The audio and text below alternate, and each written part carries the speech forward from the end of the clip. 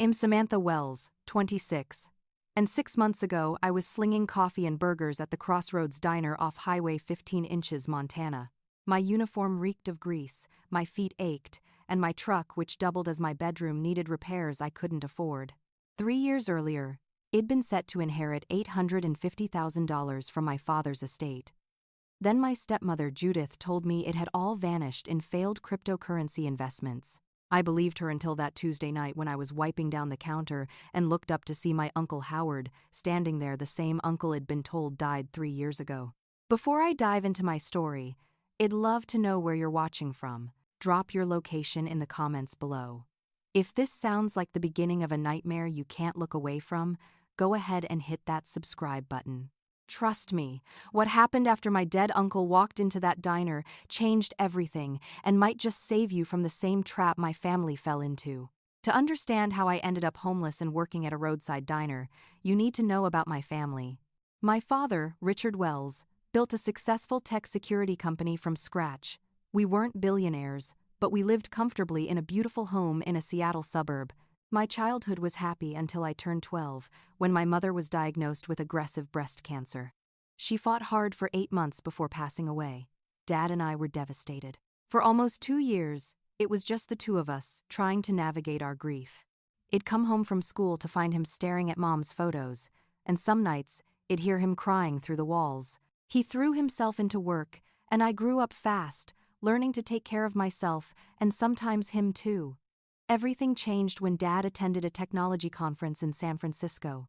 That's where he met Judith Taylor. She was elegant, poised, and worked in investment banking.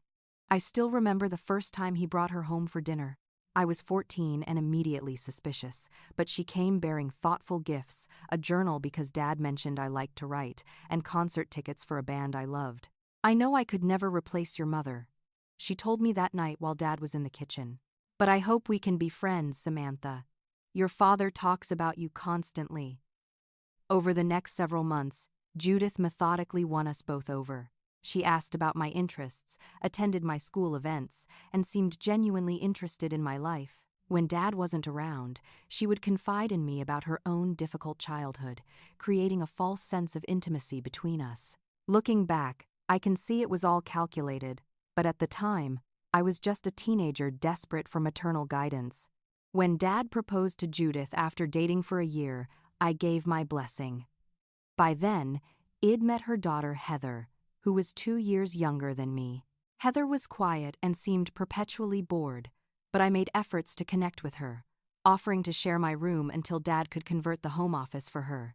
They married when I was 16. That's when subtle changes began. Judith started redecorating, removing photos of my mother.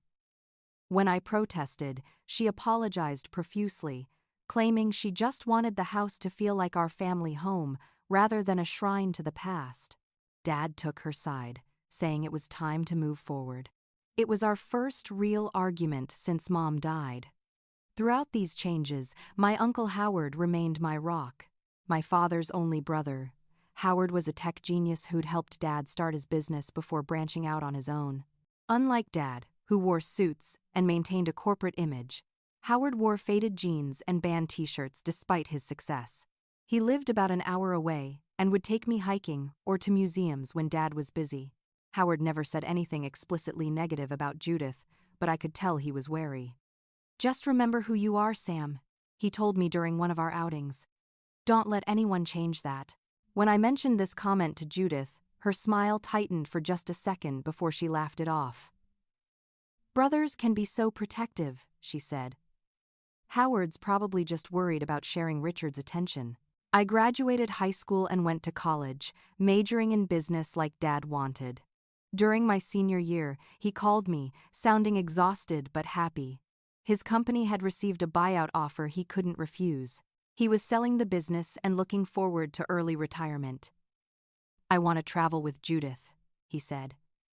"And there will be plenty for you and Heather when the time comes." 3 months later, he was dead. A massive heart attack at 52. One minute he was playing golf, and the next, paramedics were trying unsuccessfully to revive him. The funeral was a blur. Judith was the perfect grieving widow, holding my hand through the service while simultaneously managing everything with eerie efficiency. Howard flew in from a business trip in Japan, looking shattered. He and Dad had spoken just days earlier. "I'll take care of her," I overheard Judith telling Howard at the reception. "Richard would want us to stay together as a family." Howard nodded, but his eyes were guarded. A week after the funeral, we met with Dad's attorney for the reading of the will. I expected the estate to be divided between Judith and me, with perhaps something set aside for Heather. Instead, I learned that Dad had revised his will just a year earlier. The house and most liquid assets went to Judith. I was to receive $850,000 from Dad's life insurance and investments, but with a condition. Judith would manage the funds until I turned 25, ostensibly to make sure I didn't squander my inheritance. At 23, I had to wait 2 more years for full control. When I expressed surprise at this arrangement, Judith squeezed my hand. "Your father was protecting you," she said softly. "He wanted to make sure you had time to mature financially. I promised to manage it wisely until then." The attorney, Mr. Peterson, seemed slightly uncomfortable but confirmed this was indeed Richard's wish. Howard frowned throughout the reading, but said nothing until we were alone outside. "This doesn't sound like Richard," he told me quietly. "I'm going to look into some things. In the meantime, be careful, Sam." 3 days later, Howard left for what Judith described as an extended business trip overseas. I spoke to him briefly before he left, and he promised to stay in touch.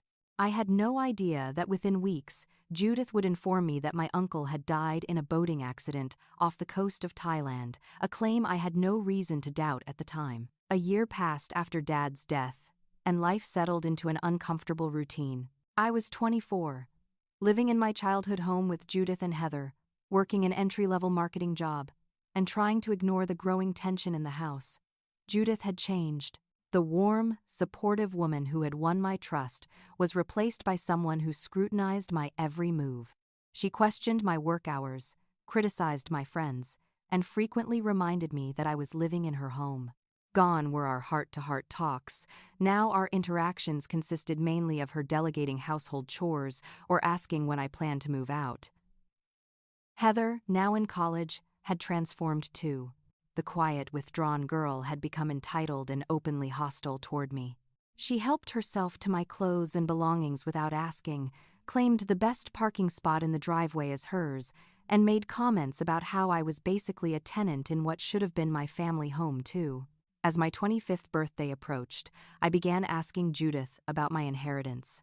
Each time, she deflected with vague assurances that everything was being handled and she was getting paperwork in order. When I pressed for details, she would sigh dramatically and say, "Do you really think I don't have enough to deal with already, Samantha?" One evening, I received a strange call from an international number. The man spoke broken English and identified himself as a resort manager in Phuket, Thailand. He regretfully informed me that my uncle, Howard Wells, had died in a boating accident. Shocked and confused, I immediately called for Judith. Her reaction seemed rehearsed. She took the phone, exchanged a few words with the caller, then turned to me with practiced sympathy. "Oh, Samantha, I'm so sorry." What struck me as odd was how quickly Judith handled everything. She told me cremation was standard procedure in Thailand for foreign nationals, and within days claimed to have received Howard's ashes. There was no funeral, no memorial service, just a small box she placed on the mantel that disappeared within a week. When I asked about it, she said she'd found a more appropriate resting place for him. My suspicions grew when I overheard Judith on the phone late one night, speaking in hushed tones. "It's handled," she said to someone. "She doesn't suspect anything." When she saw me in the doorway, she quickly ended the call and claimed she'd been speaking to her sister about a surprise party for Heather. A few weeks later, while Judith and Heather were at a spa weekend, I decided to look through Judith's home office. I told myself I was just looking for information about my inheritance, but deep down, I knew something was wrong. In the bottom drawer of her desk, hidden under tax files, I found a folder with my name on it. Inside were bank statements showing multiple withdrawals from what appeared to be my trust fund, $50,000 here, $75,000 there, dating back to shortly after my father's death. I took photos of the documents with trembling hands, then carefully replaced everything exactly as Id found it. When Judith returned, I confronted her directly. "I want to know about my inheritance," I said over dinner. "I turn 25 next month, and I need to understand exactly what's happening with my money." Judith set down her fork and exchanged a look with Heather.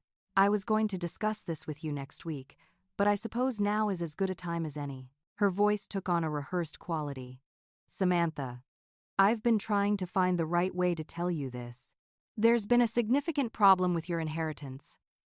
According to Judith, she had invested my entire inheritance in cryptocurrency on the advice of experts she knew from her banking days. She claimed the investments had completely collapsed, leaving almost nothing of my $850,000. "I was trying to grow it for you," she said, her eyes welling with tears that never quite fell. "The advisors promised returns of 300% or more. I trusted them with my own money, too.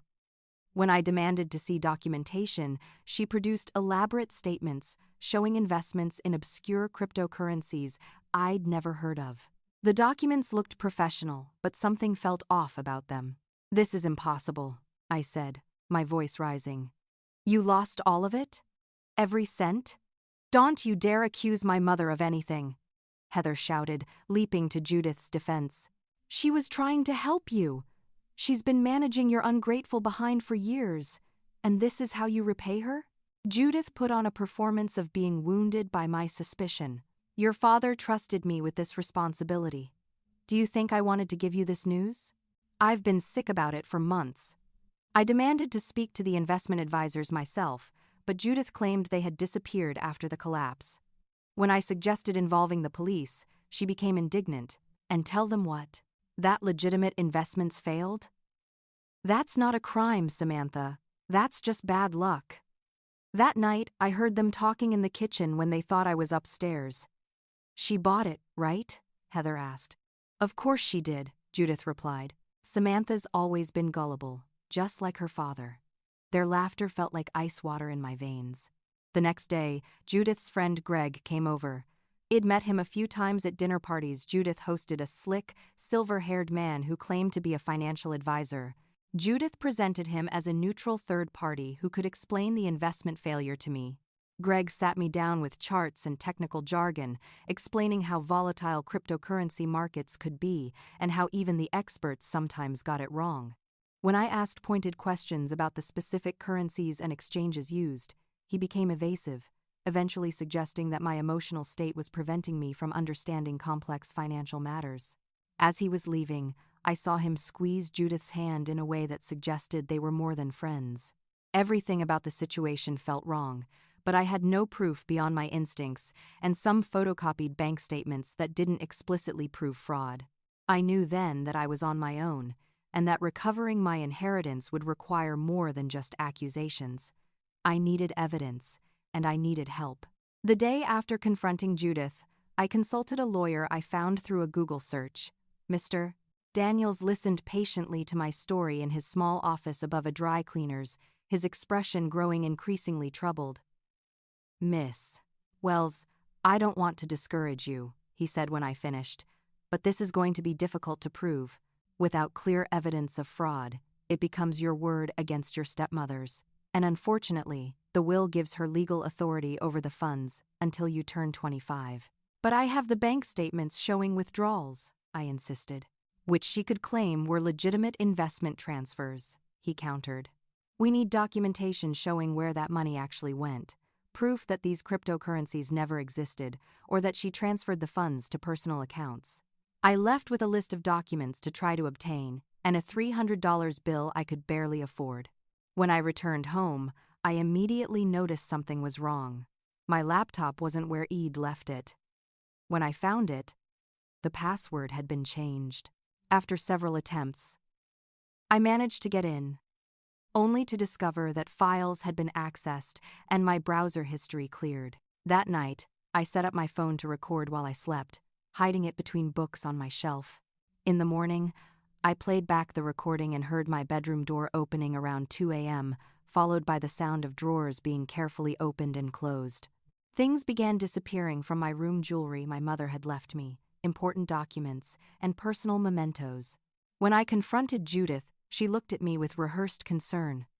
"Samantha, I'm worried about you. First accusations about the inheritance, now you're claiming things are missing? Your mother had episodes of paranoia before her diagnosis. Perhaps we should have you evaluated." "My mother was never paranoid," I snapped, but the seed had been planted. Was she suggesting my mother had mental health issues? That wasn't true. But how would I prove it to anyone else? A week later, I discovered several financial documents with my signature on them, documents I had never seen before, authorizing large transfers from my trust. The signatures looked like mine but with subtle differences. When I showed the documents to Mr. Daniels, he agreed they were suspicious but said proving forgery would require expensive forensic analysis. The situation deteriorated rapidly. Judith began telling family friends that she was concerned about my mental state. I overheard her on the phone, describing me as increasingly paranoid and displaying troubling behaviors. She suggested I might be using drugs or suffering from the same issues that had supposedly afflicted my mother. The gaslighting intensified. I would place my car keys in my purse, only to find them missing when I needed to leave for work. My alarm would fail to go off, making me late. My work presentations would disappear from my email outbox. Each time, Judith would shake her head with theatrical concern when I expressed frustration. "Maybe you should see someone, dear," she'd suggest. "Memory problems can be a sign of stress." Heather played her part perfectly. When others were around, she'd make comments like, "Has anyone seen Sam's medications? I don't think she's been taking them, though I wasn't on any prescription drugs." Or she'd ask loudly if I was feeling more stable today, creating a false history of instability. The breaking point came during a dinner Judith hosted for her side of the family. I rarely attended these gatherings, but she had insisted, saying her relatives were worried about me. Throughout the evening, her brothers, sisters, and their spouses treated me with the careful deference one might show to someone extremely fragile. They exchanged knowing glances when I spoke, and redirected conversations away from anything remotely controversial. Then, Heather arrived late, making a grand entrance. On her finger was my mother's engagement ring, a family heirloom my father had specifically noted in his will was to go to me on my 25th birthday. "Where did you get that?" I demanded, interrupting her announcement about her new internship. Heather blinked innocently. "Mom gave it to me. It was just sitting in her jewelry box collecting dust. That's my mother's ring. Dad left it to me." I turned to Judith. "You had no right to give it away." "Samantha," Judith said with practiced patience, "we've discussed this. That ring was given to me by your father. I believe you're confused again." "I'm not confused. It's in the will." My voice was rising despite my efforts to stay calm. "I think you should go lie down," Judith said firmly, nodding to her brother-in-law Dan, who stood as if prepared to escort me out. I looked around the table at the pitying faces and realized this entire dinner had been staged, an opportunity for Judith to demonstrate my supposed instability to witnesses. I stood up, shaking with fury. "You're stealing from me," I said clearly. "All of you sitting here are witnessing fraud." As I turned to leave, Heather burst into tears, capturing everyone's sympathy. I heard Judith comforting her as I walked out. "It's not her fault, sweetie. She can't help these outbursts." That night, I tried to record a conversation between Judith and Heather through my bedroom wall. They were discussing what to do about me, with Judith suggesting they might need to take more serious measures. But when I checked my phone in the morning, the recording app had been uninstalled, and my phone reset to factory settings. 3 days later, I came home from work to find my room completely empty, except for my bed and dresser. My clothes were stuffed into garbage bags in the corner. My books, photographs, and personal items were gone. Judith stood in the doorway, no longer bothering with the concerned act. "I've had enough of your accusations and erratic behavior. This is my house, and I want you out. This is my family home," I protested. Dad wanted me to live here. Check the deed, she said coldly. Richard transferred ownership to me before he died. I have the legal right to evict anyone I choose. She handed me an official-looking document. You have 48 hours. I called Mr. Daniels in a panic, but his response was discouraging. Without my name on the deed, and with no lease agreement, I had few rights as an occupant in what was legally Judith's home. Fighting the eviction would be costly and likely unsuccessful. That night, I packed what remained of my belongings into my old Ford truck, including the few documents I had managed to hide away as evidence. As I was leaving, Heather watched from the staircase, twisting my mother's ring around her finger. You should have just played along, she said, almost regretfully. Mom always gets what she wants in the end.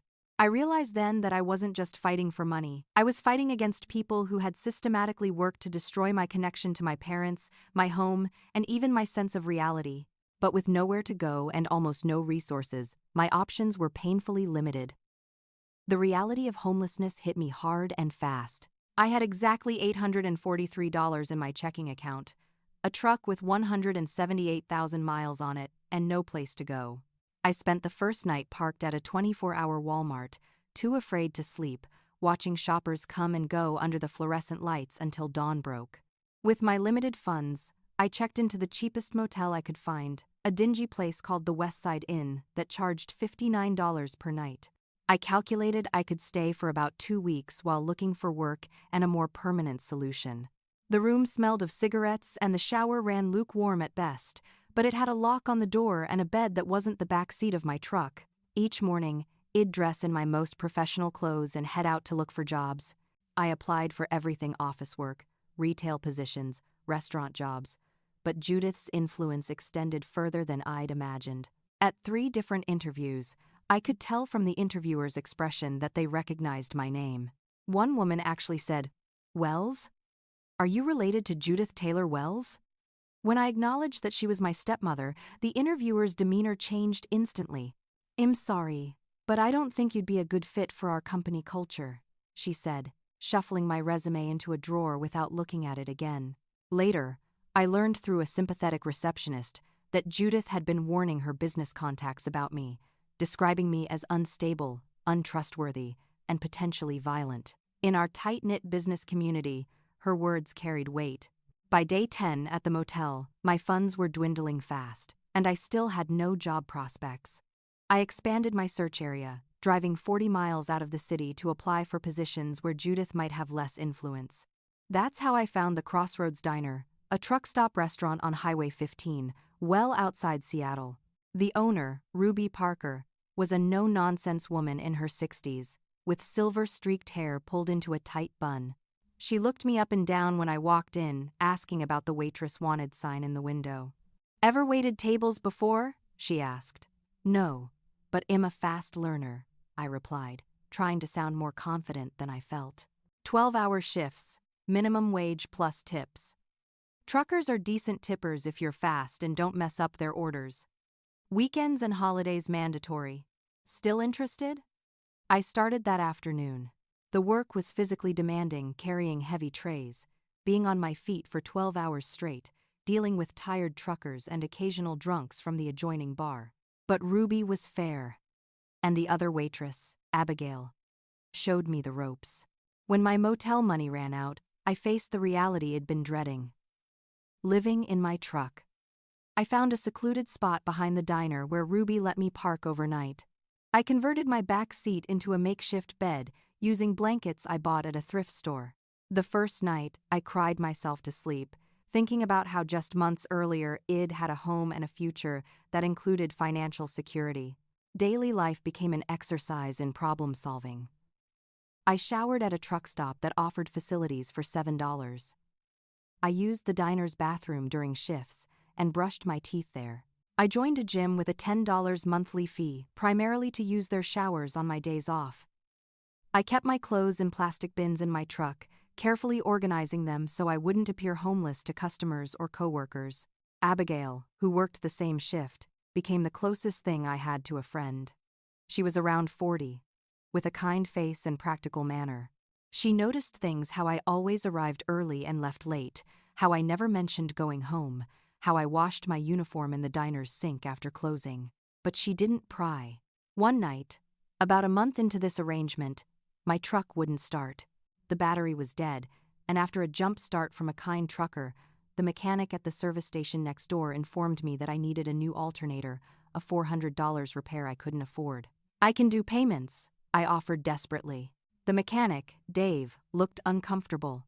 "Boss doesn't allow it. Cash or credit only." I had to choose between fixing my truck, my only shelter, or eating for the next 2 weeks. I chose the truck, surviving on diner leftovers Ruby pretended not to notice me taking, and the cheapest ramen noodles from the convenience store. As summer turned to fall, I began to worry about the approaching winter. Montana winters are brutally cold, and sleeping in an unheated truck could be dangerous, even deadly.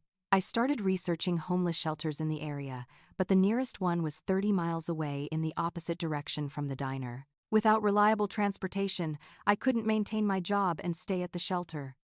In October, I caught a severe cold that turned into bronchitis. I worked through it, sweating and coughing, until Ruby noticed me nearly collapsing during a shift. "Go home, girl," she ordered. "You're scaring the customers." I didn't tell her I had no home to go to. Instead, I spent 3 miserable days in my truck, shivering under blankets, taking over-the-counter cold medicine I could barely afford. On the 3rd night, Ruby found me there, delirious with fever. Without a word, she helped me into her old Buick and drove me to her small house on the outskirts of town. She put me in her spare bedroom and called her sister, a retired nurse, who came over with antibiotics left over from her husband's recent illness. "Don't make a fuss," Ruby said when I tried to thank her the next morning. "Just get better and get back to work. Can't handle the breakfast rush alone." But that brief kindness made me realize how precarious my situation truly was.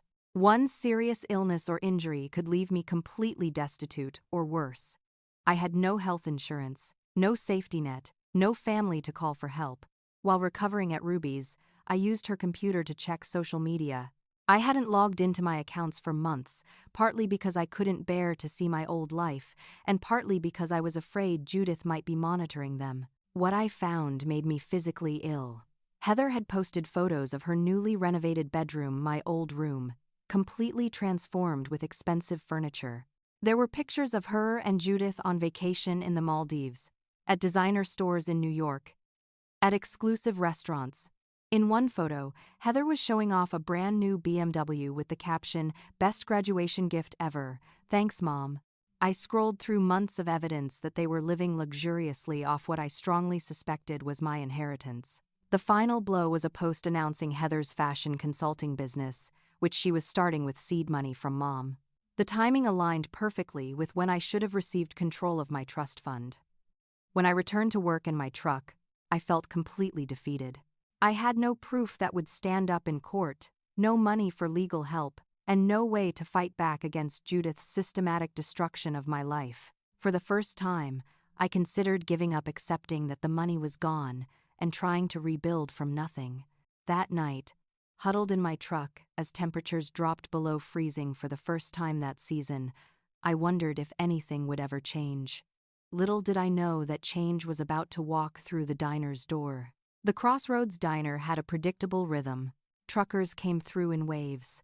Locals showed up for the same meals on the same days, and the occasional lost tourist stumbled in looking confused. After 6 months, I knew most of the regulars by name and order. That's why I noticed immediately when Abigail started acting strangely one Tuesday evening. She kept looking at me, then away quickly, wiping the same spot on the counter over and over. Finally, during a lull between the dinner and late-night crowds, she cornered me in the supply closet. "Sam, how long have you been living in your truck?" The question hit me like a physical blow. It'd been so careful. "I don't know what you're talking about," I stammered. Abigail's expression was kind but firm. "I've known for months. Ruby knows too. We were waiting for you to say something, but you never did." My eyes filled with tears of humiliation. "Please don't tell anyone else." "I won't," she promised. "But it's getting colder, and that truck isn't safe in winter. My shift ends in an hour. Meet me in the parking lot after?" Later, Sitting in Abigail's warm car with a thermos of hot coffee between us, the whole story poured out of me. My father's death, Judith's manipulation, the stolen inheritance, the eviction, everything. It was the first time I'd told anyone the complete truth, and the relief was overwhelming. When I finished, Abigail was quiet for a long moment. "I believe you," she said finally.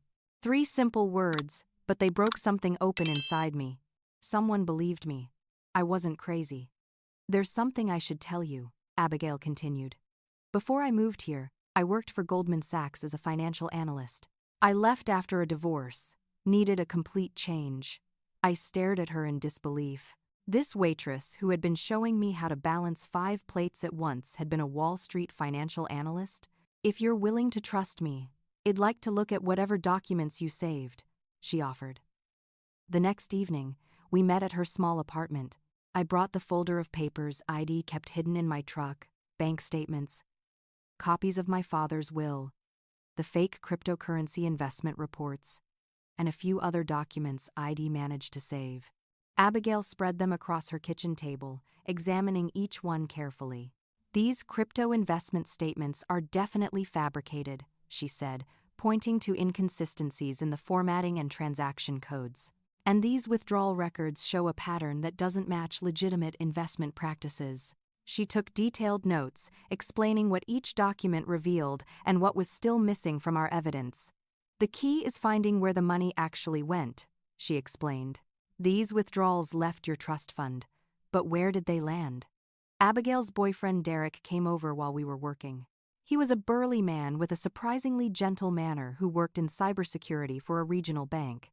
"Crypto scams are my specialty," he said, after Abigail explained the situation. "Mind if I take a look?" Derek identified several red flags immediately. "This supposed cryptocurrency your stepmother claimed to invest in? It never existed. There's no record of it on any legitimate exchange." Over the next few weeks, we established a routine. After our shifts, Abigail and I would go to her apartment, where Derek would join us after his work. They began teaching me about forensic accounting and digital investigation. Slowly, we built a case file documenting the fraud. Derek managed to trace some of the withdrawals to a shell company called Meridian Investments. "It's registered in the Cayman Islands," he explained. "Hard to penetrate, but not impossible. The company was created 2 months before your father died. Can you tell who owns it?" I asked. "Not directly, but I'm working on it. These offshore structures are designed to hide ownership." One evening, as I was walking to my truck after our latest strategy session, I found a note under my windshield wiper. In typed letters, it read, "Stop asking questions if you know what's good for you." I showed it to Abigail and Derek, who immediately became concerned. "This means we're getting close," Derek said. 2 days later, I came out of the diner to find my truck had been vandalized. The windows were smashed, and someone had carved the word "leave" into the hood. Most disturbing of all, they had gone through my possessions. The folder with my documents was missing, though thankfully I had given the originals to Abigail for safekeeping. Ruby installed security cameras around the diner after that incident. "For the business," she claimed, but I noticed they covered the parking area where I kept my truck. She didn't mention the fact that I was sleeping there, but the message was clear. She was looking out for me. A week later, her caution proved justified when 2 men in an expensive black SUV came into the diner during my shift. They didn't order food, just coffee, which they barely touched while watching me work. When Ruby approached their table, they left abruptly. "They were asking about you," Ruby told me later. "Wanted to know how long you'd worked here, where you lived." I played dumb. Said you were just a new girl passing through. The security camera footage showed the men examining my truck in the parking lot before leaving. Derek ran the license plate through a database and discovered the vehicle was registered to a private security firm with ties to several financial institutions, including Judith's former employer. Our investigation suffered a serious setback when I was served with legal papers at the diner. Judith had filed for a restraining order against me, claiming I had been harassing her with threatening phone calls and showing up at her house. It was completely fabricated, but the temporary order was granted pending a hearing. The sheriff who served the papers was clearly uncomfortable. "Just stay away from her until the hearing date," he advised. "These things usually get sorted out in court," but I knew Judith was counting on me not having the resources to fight the order properly. The hearing was scheduled for 3 weeks later in Seattle, a 2-hour drive from where I was now living, and on a day I was supposed to work. Ruby found me crying in the break room after the sheriff left. "Take the day off for the hearing," she said gruffly. "Job will still be here." "But what if it isn't?" I asked, voicing my fear. "What if she wins and then comes after my job too?" Ruby's weathered face hardened. "I decide who works in my diner, not some city lady with fancy lawyers. Now stop crying and get back to work. Table 6 needs coffee." That night, Abigail, Derek, and I reviewed our options. The restraining order was a strategic move by Judith, a way to paint me as unstable and dangerous while limiting my ability to gather evidence against her. It was also a warning. She knew I was investigating and was demonstrating her power. "We need to be more careful," Derek warned. "But we can't stop now. In fact, I think we need to accelerate our timeline." He revealed that Head made progress, tracking the money trail. Several large transfers from Meridian Investments had gone to accounts in Switzerland and the Bahamas. He couldn't yet prove these accounts belonged to Judith or her accomplices, but the pattern was suspicious. "She's moving money around, trying to hide it," he explained. "That suggests she's worried about discovery." Abigail frowned. "We still don't have enough for the authorities to act. We need something concrete that ties Judith directly to the fraud." As we were talking, my phone rang with an unknown number. I almost didn't answer, fearing it might be Judith or her lawyers, but something told me to take the call. The connection was poor, with static on the line, but the voice was unmistakable even after 3 years. "Samantha? Can you hear me? It's Uncle Howard. I'm alive, and I'm coming to find you." I nearly dropped the phone. "Uncle Howard?" My voice cracked with disbelief. Abigail and Derek watched, wide-eyed, as I put the call on speaker. "Yes, it's me," came the familiar voice through the static. "I don't have much time to explain right now. Where are you staying? I need to see you." I hesitated, years of Judith's manipulation making me cautious, even with someone I'd once trusted completely. "How do I know it's really you?" I asked. "They told me you died in Thailand 3 years ago. Your 6th birthday," he replied without hesitation. "You wanted a chemistry set, but your mom thought it was too dangerous. I bought you one anyway and snuck it to you. We conducted experiments in the garage on weekends when your parents thought you were helping me fix my motorcycle." Tears streamed down my face. No one else could have known that story. It was our secret, never shared even with my parents. I gave him the address of the diner, agreeing to meet during my shift the next day. After hanging up, I sat in stunned silence. "Your uncle?" Abigail asked gently. "The one who supposedly died?" "Yes," I whispered. "Judith lied about that too." The next day, I was a nervous wreck, dropping orders and mixing up tickets. Ruby noticed but didn't comment, just picked up my slack with unusual patience. Every time the bell above the door jingled, my head snapped up, heart racing. It was during the mid-afternoon lull when he finally walked in. Howard looked older, his once dark hair now streaked with gray, his face weathered. He wore a worn leather jacket and carried a backpack that had seen better days, but his eyes, warm brown like my father's, were exactly as I remembered. I froze by the coffee machine, unable to move. He spotted me immediately and stopped too, emotion washing over his face.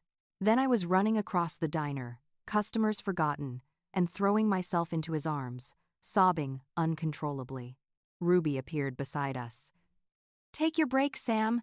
Use my office in the back." Howard and I sat across from each other in Ruby's cluttered office, both of us struggling to find words after the initial emotional reunion. "They told me you were dead," I finally said. "A boating accident in Thailand." Howard's expression darkened. That was part of their plan. I never went to Thailand. Judith and her partner Greg set me up, Samantha. They created an elaborate scheme to frame me for financial fraud just after Richard died. He explained how, shortly after my father's funeral, He had begun investigating Judith's background, suspicious of the changes to my father's will. He discovered she had a history of targeting wealthy men, though she'd always been careful to avoid criminal charges. I found evidence that she'd been manipulating your father's medications, Howard said gravely. I can't prove it caused his heart attack, but I believe she was slowly poisoning him to accelerate her timeline. Before he could take his findings to authorities, Judith discovered his investigation. With the help of Greg, who Howard revealed was actually a disbarred attorney with connections to organized crime, they planted evidence suggesting Howard had been embezzling from his own company. I got a tip from a friend in law enforcement that they were about to arrest me, he continued. The charges were completely fabricated, but they had created a paper trail convincing enough that I'd spend years in legal battles trying to clear my name. Howard made the difficult decision to disappear, using cash and resources Judith couldn't track to flee the country. He'd spent the last 3 years moving between South America and Europe, using aliases and cash-only transactions to avoid detection while building a case against Judith and Greg. I've been gathering evidence against them, he explained. Banking records, witness statements from their previous victims, documentation of shell companies they've used for money laundering. It's taken me this long to build something solid enough to bring to authorities. Why didn't you contact me? I asked, the hurt evident in my voice. I thought you were dead. I've been living in my truck, Howard. His eyes filled with tears. I tried, Samantha. I sent messages through people I thought I could trust, but they never reached you. Judith was monitoring your communications, and I had to stay completely off the grid. One wrong move and I'd be arrested, useless to both of us. He reached across the table and took my hands. But I never stopped trying to find a way back to you. When I finally got word of where you were. His voice broke. I had no idea things had gotten this bad. I failed you, and am so sorry. We spent hours in that small office, piecing together the full picture of Judith's conspiracy. Howard had discovered that Greg was not just Judith's accomplice, but her lover of many years. Together, they had orchestrated similar schemes with at least 2 other wealthy men before my father. The cryptocurrency story was clever, Howard acknowledged grimly. It's difficult to trace, poorly understood by most people, and volatile enough that massive losses seem plausible. I introduced Howard to Abigail and Derek after my shift, and we moved our base of operations to Abigail's apartment. When Howard saw the evidence we'd already gathered, he was impressed. You've done incredible work, he told us, spreading his own documents on the table alongside ours. With what I have, we can finally nail them. Howard's investigation had uncovered a complex web of shell companies and offshore accounts. The documentation showed how Judith and Greg had systematically siphoned money not just from my inheritance, but from my father's business before his death. They've stolen approximately $3 million in total, Howard explained. Your $850,000 was just part of their haul. Most damning of all, Howard had located the actual accounts where my inheritance had been transferred, accounts in the Cayman Islands, directly linked to Judith and Greg. We have enough to go to the FBI now, he said. This crosses state lines and involves international banking. It's federal jurisdiction. As we were celebrating this breakthrough, Derek's laptop pinged with an alert. He had set up a monitoring system for certain financial transactions related to our case. There's movement, he said, typing rapidly. Large transfers from the Cayman accounts. They're moving money again. Howard leaned over his shoulder, frowning at the screen. They know we're on to them. Someone tipped them off. As if to confirm his suspicion, my phone buzzed with a text from an unknown number. I know your uncle is back. Tell him to walk away or things will get worse for both of you. Howard's face hardened. We need to move fast. They're preparing to run. But before we could decide on our next steps, there was a knock at Abigail's door. We all froze, looking at each other in alarm. Abigail peeked through the peephole, then relaxed. It's just my neighbor, she said, opening the door. But it wasn't her neighbor standing there. It was Heather, looking nothing like the polished, privileged young woman from social media. Her face was pale and drawn, her designer clothes replaced by a simple hoodie and jeans. I need to talk to Samantha, she said, her voice shaking. I know what my mother did. Howard immediately moved between me and Heather, his body language protective and suspicious. "This could be a trap," he warned. Heather's eyes widened when she saw Howard. "You're alive," she whispered. "Mom said you drowned." "Clearly, your mother lies about a lot of things," Howard replied coldly. I studied my stepsister's face, searching for signs of deception. The Heather I knew was confident to the point of arrogance, always composed. This girl looked frightened and exhausted. "How did you find me?" I demanded. "I hired a private investigator," she admitted. "I've been looking for you for weeks." After a tense discussion, we agreed to let Heather in but kept our documents hidden. Derek positioned himself near the door, and Abigail casually moved a kitchen knife within reach on the counter. None of us trusted this sudden appearance. Heather sat perched on the edge of Abigail's couch, clutching her purse like a shield. "I didn't know everything at first," she began. "Mom told me your dad had left the business in bad shape, that we needed to protect the assets from creditors." According to Heather, she had initially believed Judith's lies about my inheritance being lost in bad investments. It wasn't until recently, when she overheard Judith and Greg discussing plans to leave the country, that she began to suspect the truth. "They were talking about accounts in Europe, new identities," Heather explained. "Greg said something about making sure the Wells girl couldn't track them. That's when I realized they'd been lying to me too." Curiosity piqued. Heather had started searching through Judith's home office while her mother was out. She found documents relating to multiple shell companies and offshore accounts, including records of my inheritance being systematically transferred out of the country. "I took pictures of everything," she said, pulling out her phone with trembling hands. "I didn't know what to do with them until I found you." Howard took the phone, scrolling through dozens of photos of financial documents, his expression darkening with each swipe. "These are real," he confirmed, showing one to Derek, who nodded in agreement. "Why are you helping me now?" I asked Heather, still suspicious. "You were happy enough to take my mother's ring, live in my room, spend money that was stolen from me." Tears filled Heather's eyes. "I know I can't fix what happened. I was awful to you, and I'm sorry. But Mom and Greg are planning to leave the country this weekend. They've booked flights to Switzerland under fake names. Once they're gone, all that money, your money, will be impossible to recover." Howard connected Heather's phone to Derek's laptop, downloading the photos for closer examination. "These fill in the gaps in our evidence," he said. "We now have a complete paper trail from Richard's accounts to Judith's offshore holdings." Abigail, who had been quiet throughout Heather's explanation, finally spoke. "This doesn't make sense. Why betray your mother now? What do you get out of it?" Heather looked down, twisting her hands together. 2 weeks ago, I overheard Mom and Greg talking about me.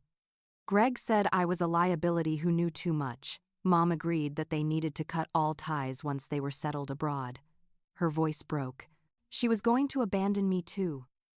I recognized the hurt in Heather's eyes, the same betrayal I had felt when I realized Judith had been manipulating me for years. Despite everything Heather had done, I felt a flicker of sympathy. With Heather's evidence added to our own, Howard determined we had enough to approach the authorities, but timing was critical. If Judith and Greg realized Heather had turned on them, they might flee immediately. Howard contacted an old friend, Special Agent Karen Wilson of the FBI's Financial Crimes Division. He had worked with her years earlier on cybersecurity projects and trusted her discretion. She agreed to meet us the following morning to review our evidence. "We need a secure place to stay tonight," Howard said after the call. "They already know about Abigail's apartment, and my hotel isn't safe either." Ruby's brother Frank, who we learned was a retired sheriff, offered his cabin 20 miles outside town. It was remote and defensible, with no paper trail connecting it to any of us. We relocated there that evening, bringing all our evidence and setting up a makeshift command center on Frank's dining room table. Throughout the night, we organized our documentation into a cohesive narrative of Judith and Greg's crimes. 1. The systematic manipulation of my father before his death, including possible medication tampering. 2. The fraudulent changes to his will, giving Judith control of assets. 3. The frame-up of Howard to remove him as a potential guardian for me. 4. The theft of my inheritance through fabricated cryptocurrency investments. 5. The gaslighting campaign to discredit me when I began asking questions 6, the network of offshore accounts used to hide the stolen funds 7. The planned escape to Switzerland with new identities Heather provided perhaps the most damning evidence. Text messages between her and Judith discussing how to handle Samantha after she began investigating her inheritance. In one exchange, Judith explicitly instructed Heather to keep playing the spoiled sister role to make me appear jealous and unstable. By morning, we had compiled a comprehensive file that even the most skeptical investigator would find compelling. We met Agent Wilson at a secure FBI facility in the nearest city, where she reviewed our evidence with growing concern. "This is an extremely sophisticated fraud scheme," she acknowledged after several hours, "and the evidence is substantial. Well, need to move quickly if they're planning to leave the country Saturday." Agent Wilson assembled a team of financial crimes specialists who began the process of freezing the offshore accounts we had identified. However, they encountered unexpected resistance from banking authorities in the Cayman Islands and Switzerland. "Judith has connections in international banking," Agent Wilson explained. "Someone's running interference. We're working through diplomatic channels, but it's going to take time we may not have." Meanwhile, Derek monitored financial transactions associated with the accounts we knew about, watching for any signs that Judith and Greg were moving money again. Late that afternoon, his system alerted to a massive transfer attempt from one of the Cayman accounts to a bank in Dubai. "They're moving faster than expected," Howard said grimly. "They must suspect Heather's involvement." Heather's phone rang, Judith's name flashing on the screen. Agent Wilson nodded for her to answer, recording equipment at the ready. "Hi, Mom," Heather said, her voice remarkably steady. "Where have you been?" Judith demanded. "I've been calling you for hours." "Sorry, my phone was dead. I stayed at Madison's last night. Come home immediately. We need to discuss the trip we talked about." "The Switzerland trip?" Heather asked, looking at Agent Wilson, who nodded encouragement. A pause on the line. "Who have you been talking to?" Judith's voice had turned cold. "No one." "You mentioned Switzerland last week, remember? Just come home. Now." The line went dead. "She's suspicious," Agent Wilson said. "We need to accelerate our timeline. I'm going to request emergency freezing orders for all associated accounts." While the FBI worked through legal channels, Howard, Derek, and I continued searching for any accounts or assets we might have missed.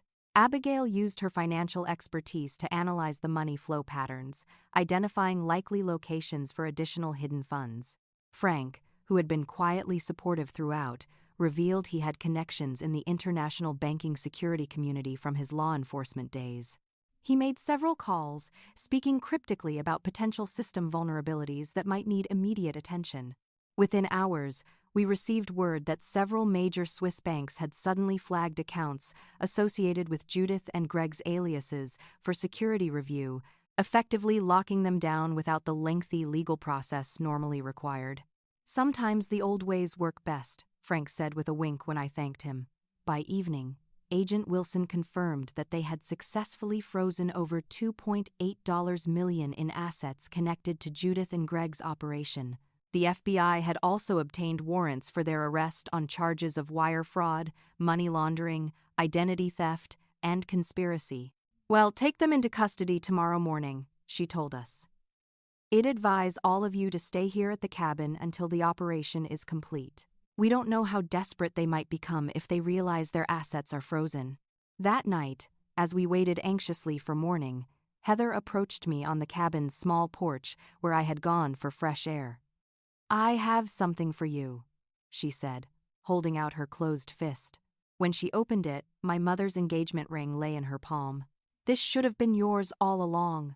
I'm sorry I took it." As I slipped the ring onto my finger, feeling its familiar weight, I realized we had come full circle. 3 years of lies, manipulation, and hardship were about to end, and for the first time in a very long time, I felt hope for the future. Dawn broke with a call from Agent Wilson. "They know," she said without preamble. "Judith tried to access one of the frozen accounts last night and received notification of the federal hold. They're on the move. Our carefully planned morning arrest had just become an urgent manhunt. The FBI had agents stationed near Judith's house, but during the night, she and Greg had somehow slipped away unnoticed. Their phones were off, and their regular vehicles remained in the garage. We've issued a bolo and notified airport security, but they have resources and connections, Agent Wilson explained. We need to figure out where they might go. Heather, looking pale but determined, suggested checking a lake house that belonged to Greg's cousin. Mom mentioned it as a backup once. It's very isolated, about 3 hours north of Seattle. While Agent Wilson dispatched a team to investigate the lake house, Howard had another idea. Judith is pragmatic. She wouldn't run without access to funds. Check for recent withdrawals from local banks' accounts we might not know about yet. Derek, working with the FBI's technical team, identified a safety deposit box in Judith's name at Seattle First National that had been accessed that morning. Security footage showed Judith, wearing a blonde wig and sunglasses, entering the bank shortly after opening. She's still in the city, Agent Wilson concluded. And now she has whatever was in that box, probably cash and portable valuables. Heather's phone buzzed with a text. Meet me at our special place. Come alone. Last chance to join us. Mom, what's the special place? Howard asked urgently. It's a cafe where we used to have mother-daughter talks, Heather replied. The Bluebird on Westlake Avenue. Agent Wilson immediately began organizing a tactical team, but I saw an opportunity. Let Heather respond, I suggested. Tell Judith you'll meet her. But you need time to pack some things. We can set up a controlled meeting. Howard objected strenuously, concerned for both our safety, but Agent Wilson saw the potential in the plan. We can wire Heather and have agents in position throughout the cafe. It might be our best chance to take them peacefully. 2 hours later, everything was in place. Heather sat nervously at a table by the window in the Bluebird Cafe, wearing a concealed recording device. FBI agents posing as customers and staff were positioned strategically throughout the space. Howard, Agent Wilson, and I watched from a surveillance van parked across the street. At precisely noon, Judith walked in.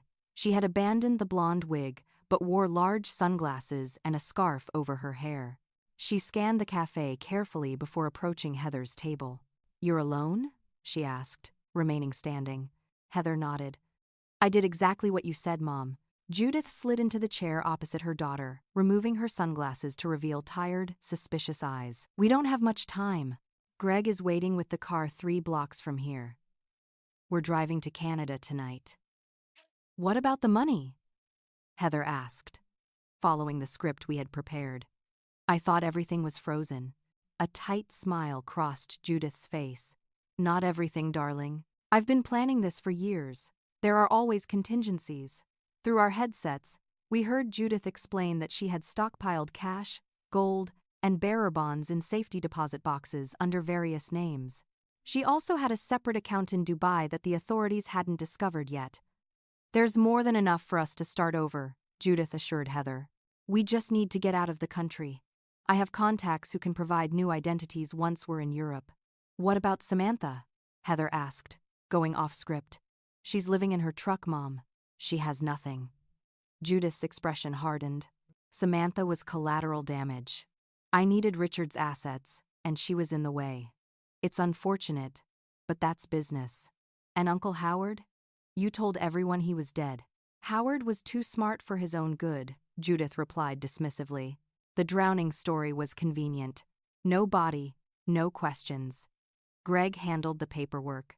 As Judith continued detailing their escape plan, Agent Wilson signaled her team to move into position. But before they could approach, the cafe door opened again, and Greg entered, looking agitated.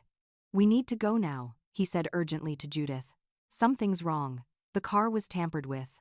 Judith stood immediately, grabbing Heather's arm. Come on. We have a backup vehicle. That's when Agent Wilson gave the signal. FBI agents converged from all directions, identifying themselves and ordering Judith and Greg to put their hands up. For a moment, it seemed they might comply. Then Greg shoved a table toward the nearest agent and made a break for the back exit. Judith, still gripping Heather's arm, pulled a small canister from her purse and sprayed something in her daughter's face. Heather cried out, falling back as Judith pushed past her toward the front door. I watched in horror from the van as the scene descended into chaos. Howard was already running toward the cafe, with Agent Wilson shouting into her radio for agents to secure both exits. Greg made it as far as the alley before being tackled by 2 FBI agents. Judith, however, burst out the front door and ran directly toward our surveillance van, apparently not realizing what it was. When she yanked the side door open, she found herself face to face with me. Time seemed to stop as we stared at each other, my stepmother and I separated by 3 years of lies, theft, and betrayal. Her carefully maintained facade had crumbled, revealing the calculating coldness beneath. "You," she hissed. "You ruined everything." "No, Judith," I replied calmly. "You did that yourself." She lunged toward me, but FBI agents were already there, pulling her back and securing her hands with zip ties. As they led her away, she turned to deliver one final barb. "Your father was a fool," she spat. "So desperate for companionship, he never questioned anything. The heart medication I gave him made it so easy. He practically handed me his fortune." I felt my blood run cold at this confirmation of what Howard had suspected, that my father's death had been more than natural causes. Agent Wilson, who had heard the statement, immediately instructed the arresting agents to document Judith's words exactly. Inside the cafe, Heather was receiving medical attention for the pepper spray Judith had used on her. Despite her tears and reddened eyes, she seemed almost relieved. "I'm sorry," she said when I approached. "I didn't know she would try to run. I thought she would just talk." "You did well," I assured her, surprising myself with the lack of anger I felt toward my stepsister. "Your testimony will be crucial in building the case against her." Within hours, both Judith and Greg were processed and held without bail due to flight risk. The charges were extensive: wire fraud, money laundering, identity theft, conspiracy, assault on federal officers, and most seriously, investigation into the possible homicide of my father through medication tampering. The FBI forensic accounting team continued to uncover the full extent of their crimes, identifying additional victims beyond my family. Greg, facing the prospect of a lengthy prison sentence, quickly began offering information in exchange for leniency. In a private interview room at the FBI field office, Agent Wilson updated us on the case. "Greg is cooperating fully," she explained. "Has provided details on all their financial accounts, including several we hadn't discovered yet. We've already frozen an additional $1.2 million. What about my inheritance?" I asked. "The recovery process will take time," she cautioned, "but based on the evidence, the court should have no problem ordering restitution. We've already identified about $780,000 of your original inheritance in various accounts." Howard placed his hand on my shoulder. "Well, get it all back, Sam. And more importantly, they'll pay for what they did to our family." As we prepared to leave, an FBI agent escorted Heather into the room. She had given her formal statement and was now facing an uncertain future of her own. "Will I be charged too?" she asked Agent Wilson directly. "That's for the prosecutors to decide," Wilson replied.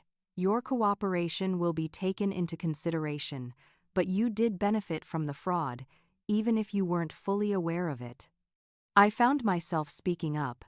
Heather helped us when it mattered. Without her evidence, we might not have caught them in time. Agent Wilson nodded thoughtfully. "I'll make sure that's noted prominently in my report." Outside the FBI building, standing in the fading evening light, Heather and I faced each other awkwardly. "I don't expect forgiveness," she said quietly. "But I am sorry, Samantha. For everything. I studied the girl who had once taken pleasure in my downfall, now humbled by her own mother's betrayal. I'm not ready to forgive everything," I admitted, "but I understand being manipulated by Judith better than anyone." We were both her victims, in different ways. As Heather turned to leave, I called after her. "Where will you go?" She shrugged helplessly. "I don't know. The house will probably be seized as evidence. I don't really have anyone else." Howard and I exchanged glances. After a moment, he sighed. "We can help you find a place to stay temporarily," he offered. "Until you figure things out." It wasn't forgiveness, exactly. But it was a beginning, a chance to rebuild from the wreckage Judith had created of both our lives. 6 months passed in a whirlwind of legal proceedings, financial recovery, and personal healing. The criminal case against Judith and Greg moved forward with overwhelming evidence, including Judith's inadvertent confession about tampering with my father's medication. Forensic analysis of his preserved tissue samples confirmed trace amounts of a drug that could trigger cardiac events when combined with his prescribed heart medication. The prosecutors added second-degree murder charges, making a plea deal virtually impossible. Facing the prospect of life imprisonment, Judith maintained her icy composure while Greg crumbled, offering testimony against her in exchange for reduced charges. Through patient work with the FBI's Financial Crimes Unit, we managed to recover approximately $820,000 of my original inheritance, nearly the full amount. The court also awarded me additional damages from Judith and Greg's other assets, though much of that money would take years to fully recover from international accounts. With Howard's help, I found a modest but comfortable 2-bedroom house, about 30 minutes from the Crossroads Diner. After living in my truck for so long, having a real roof over my head felt like unimaginable luxury. I kept my job at the diner, though now by choice rather than desperation. Ruby pretended to be annoyed that I stayed but couldn't hide her smile when I brought in homemade cookies on my days off.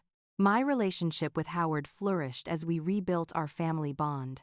He moved to Montana permanently, buying a small cabin about 20 minutes from my place. We established a Sunday dinner tradition, taking turns hosting each week and slowly healing from the trauma we'd both experienced. Heather's situation was more complicated. She avoided criminal charges due to her cooperation, but faced significant civil penalties for her role in spending fraudulently obtained funds. The court required her to pay back approximately $230,000, though the judge allowed a reasonable payment plan based on her limited income. With nowhere else to go, she initially stayed in a spare room at Abigail's apartment. Later, she found work as a receptionist at a local veterinary clinic and rented a small studio apartment nearby. Our relationship remained cautious but cordial. We weren't friends, exactly. But we weren't enemies anymore either. "She asks about you," Howard told me one evening after running into Heather at the grocery store. "I think she genuinely wants to make amends." "I'm not ready," I admitted. "Maybe someday, but not yet." Howard nodded, understanding the complexity of forgiveness. "Take your time, Sam. Healing isn't linear." With my financial situation stabilized, I made the decision to return to college. I enrolled in a program for financial law at the state university, attending evening classes while continuing to work part-time at the diner. The experience with Judith had awakened a passion for protecting others from similar fraud schemes. During my second semester, inspired by a business law course, I began developing plans for a foundation in my father's name. The Richard Wells Foundation for Financial Literacy would provide education and legal resources to victims of financial fraud and elder abuse. Howard enthusiastically backed the idea, offering both seed money and his technical expertise. "Richard would be incredibly proud of you," he told me, as we reviewed the foundation proposal.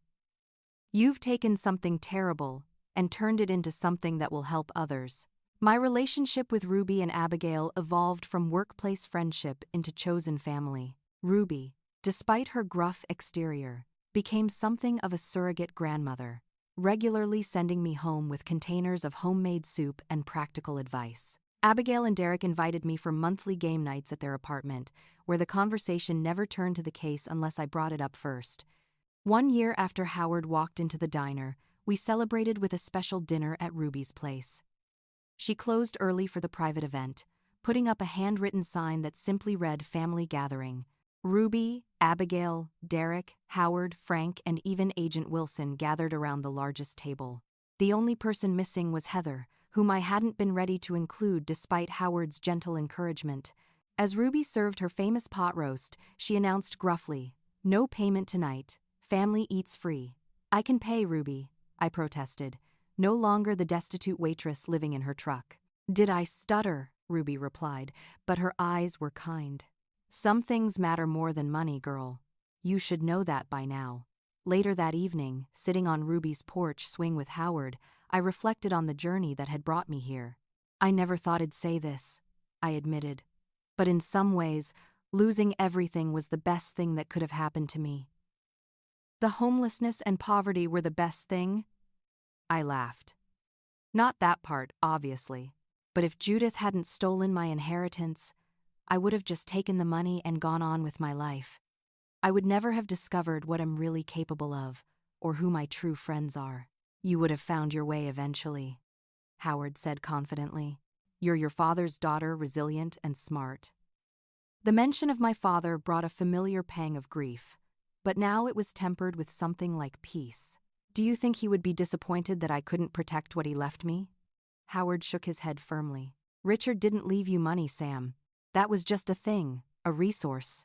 He left you his determination, his integrity, his intelligence, the things that truly matter, the things Judith could never take away. The following week, I took a step that surprised even myself. I visited Heather at her apartment, bringing a potted plant as a housewarming gift. Our conversation was awkward but necessary, laying groundwork for a relationship that would never be sisterly, but might someday reach genuine understanding. We both lost our families because of Judith's actions, I told her. I'm not saying we'll ever be close, but I don't want to carry that anger forever. Heather's eyes filled with tears. I don't deserve your forgiveness. This isn't about what anyone deserves, I replied. It's about what I need to move forward. As summer turned to fall, I found myself leading a support group for fraud victims at the local community center. Each week, people shared stories of betrayal and financial devastation that echoed my own experience. I couldn't solve all their problems, but I could offer understanding and practical advice for rebuilding.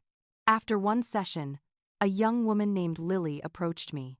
Her elderly grandmother had been swindled out of her life savings by a caregiver, leaving the family in dire straits. How do you do it? She asked tearfully. How do you start over when everything's gone? I thought about my journey from my father's death to this moment. The pain, the truck, the diner, the investigation, the confrontation, and finally, the healing. You begin with one step, I told her, taking her hand. And you remember that your worth isn't measured by your bank account. Then you find your people, the ones who see your value even when you have nothing. They become the foundation you rebuild on. As Lily wiped away tears, I realized how far I had come from the desperate, homeless young woman who had once believed she had nothing left. My inheritance hadn't just been recovered, it had been redefined. What has your experience been with betrayal and rebuilding trust? Have you ever had to start over completely, like Samantha did in this story? I'd love to hear your thoughts in the comments below. Sometimes sharing our stories helps others feel less alone in their struggles. If this resonated with you, please hit the like button, subscribe to hear more real-life stories of resilience, and share with someone who might need to hear that even after losing everything, it's possible to build something new and beautiful.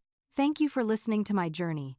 And remember, sometimes our greatest strength is revealed only when everything else is stripped away.